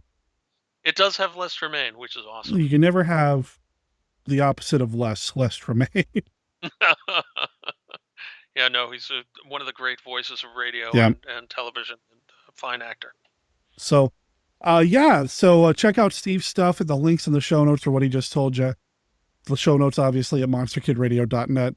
Those of you who are watching or hearing this live, this episode will be coming out later this week over at monsterkidradio.net. You'll hear what you just heard here, but you're also going to hear Kenny's look at Famous Monsters of Filmland and Mark Matzke's Beta Capsule review. I might even have an email in the mail call to go through, and of course, some cool surf music. So check it out. Steve, thank you for doing this experiment. I think it worked out pretty well. It did. It worked out, way better than I feared it might. Actually, it was great. I enjoyed it immensely. How soon do you think the ballot will be up? I would like to get it out when this episode goes live Thursday night, Friday sometime. Oh, you're an ambitious man, my friend. I know. So we shall see. Cross your fingers. We shall see. So actually, we'll end on that. All right. So this extra little bit of bonus for the 9 people who are watching. Thanks for tagging along with us. I appreciate everybody who checked it out. Please consider following the channel so that next time we do something crazy like this, you get notified. And yeah, Steve, thank you for leering at me in that still photo with that stitches in your head for the past hour and a half. Well, you're very welcome. And for those of you that didn't know, those are actual stitches that I obtained while watching this stream in the middle of last summer, and took a couple of snaps after that. Yeah. So after falling into the bookcase, yes, this is not a crazy made up excuse for what happened. I fell into the bookcase, pushed it back full of books, about an inch across the floor with my head accidentally. Right. And, earned 9 stitches for my trouble. So there you go. Now, whenever somebody's doing like a scar comparison contest, Steve can just point and say, yeah, well, this is from my lobotomy. And then, he wins. He wins. I'd rather have a bottle in front of me than a frontal lobotomy. Oh, it's an old joke, but I'm getting to be an old guy. So there you go. All right. I'm going to switch us over to the standby screen, and then in the stream, we'll go raid somebody. Steve, stick around for a few more if you don't mind. No problem. Thanks, everybody. Thanks, everybody. Signing off. Fueling completed. Computer ready. Firing tower ready for firing. Fire. T-minus 60 seconds. 57, 56.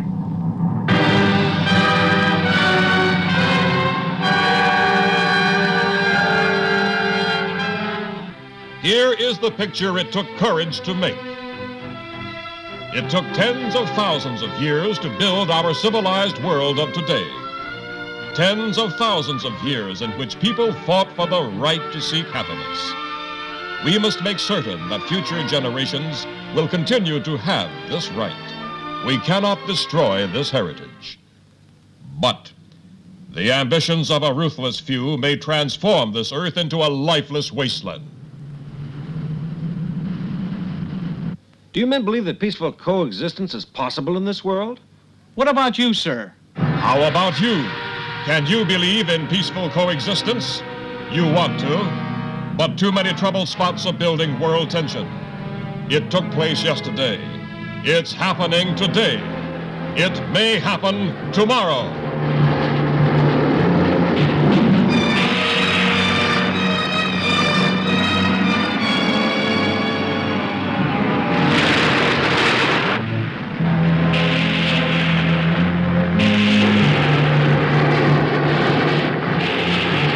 The terror of a last war is constantly casting its ominous shadow over us. If, within a few hours, a nuclear bomb were to explode over our heads. It can happen tomorrow, so you must see The Last War.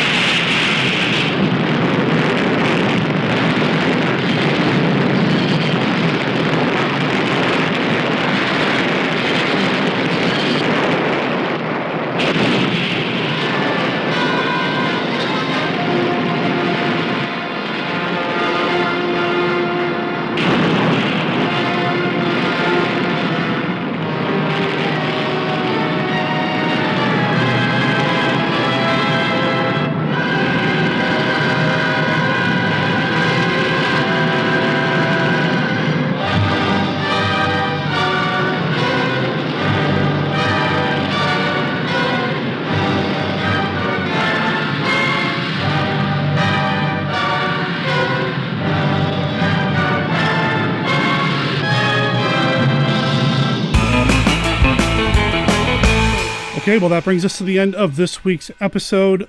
I want to send you to the ballot for the Rally Awards, for the rallies. The Monster Rally Retro Awards can be found at tinyurl.com/rallies2022. I'll make sure there's a link in the show notes, of course, but tinyurl.com/rallies2022. It brings you to a Google form. You can fill it out. There are only 2 required blanks that need to be filled in, and that's your name and email. We're going to be taking ballots through April 30th, and then Steve and I will get together to announce the winners shortly thereafter.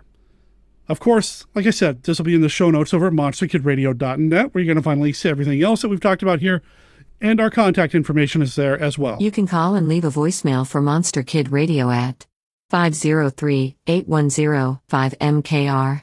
That's 503-810-5657. Or you can send an email to the podcast. monsterkidradio@gmail.com is the email address. That's monsterkidradio@gmail.com. You'll also find links to our Facebook page, our Facebook group, our Twitter, our Reddit, our Discord, and our Patreon all over there as well. I mentioned Twitch over at twitch.tv/monsterkidradio. We show movies every Saturday from 11 a.m. to around 8 or 9 p.m. Pacific. It's awesome. It's a lot of fun. And this Saturday is When Robots Attack. We're going to be watching movies with robots, and it's going to be fun. I'm really looking forward to it.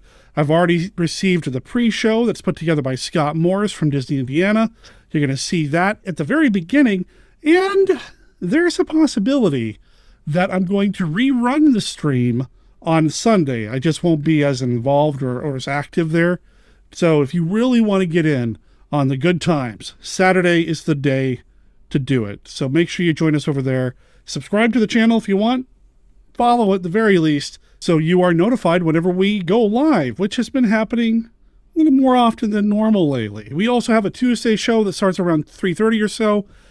We've been showing a lot of cliffhangers and serials, but I think we're going to go back to our roots and go back to calling it the Monster Kid Astronomy Club, at least for a few weeks, where we show science fiction movies. So join us for that as well. What's coming up next week? Well, I had an opportunity to go see the movie Creature of Destruction on the big screen.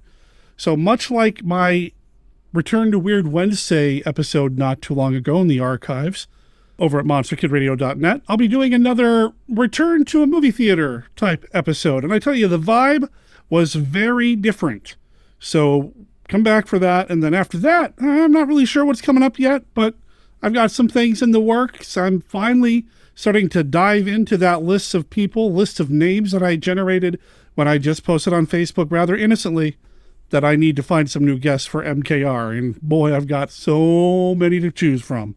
I'm just trying to start at the top and work my way down.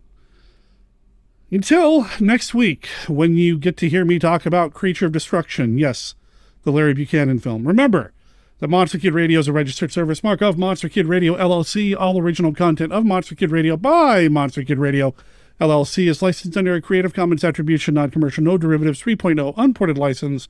Of course, that doesn't apply to the song Kashyyyk Beach Party. That is copyright Hattori Hanzo Surf Experience. You can find it on their album, Meanwhile in Mallorca, over at Hattori Hanzo Surf Experience.bandcamp.com. I know that's a mouthful, so just follow the link in the show notes over at monsterkidradio.net and check them out. Let them know that Monster Kid Radio sent you. My name is Derek M. Cook. I'll talk to everybody next week, and R.I.P. Akira Takarada. Ciao.